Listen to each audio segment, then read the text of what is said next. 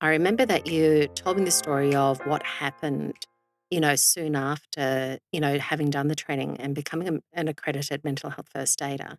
I was wondering if it would be okay to share some of the elements around that of how having the training of mental health first aid helped in that situation.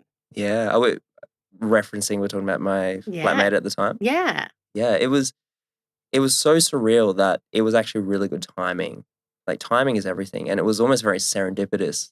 Like, I remember, and I wanna say this first, I remember after the first day, I was knackered because it was like an information overload, both my partner and I who did it at the same time, and we were cooked. Like, we just went straight to bed, I'm pretty sure. We had food, we went straight to bed.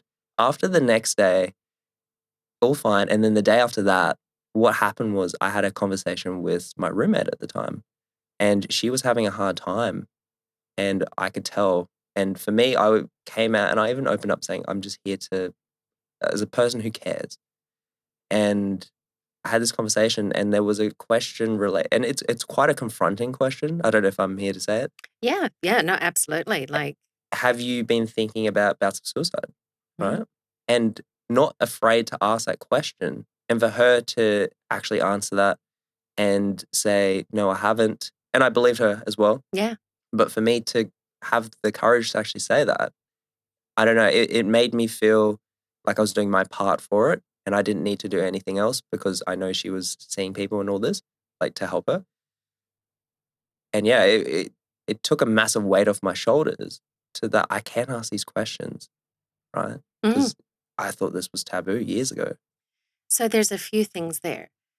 We think stuff is serendipitous, right? That timing is right. But could it just be by having the knowledge and the awareness gave you the knowledge and awareness that the question had to be asked? Mm, right, because she could have been going for this for weeks, and she was. So, yeah.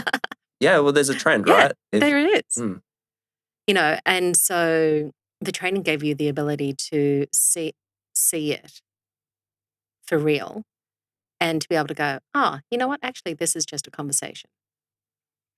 Because saying those words out loud, like if we've not got training in around us, if we've not got an idea that's the right thing to do, we're not going to get there. And so we're not going to see it.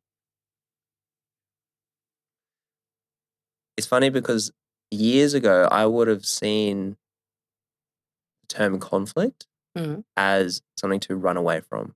Yeah. But now I look as conflict as discussion. That's what it really is. It's just asking questions and sitting back and listening and realizing the other person has their point to say. And that's how I viewed that as well. Like, I'm just having a discussion with this person, a conversation, let's Yeah. just say. And yeah, following obviously the LG framework. So Yeah. I love algae. yeah, So so in that, and this, I guess this is the question. She said no and you believed her. What were the ramifications of asking the question?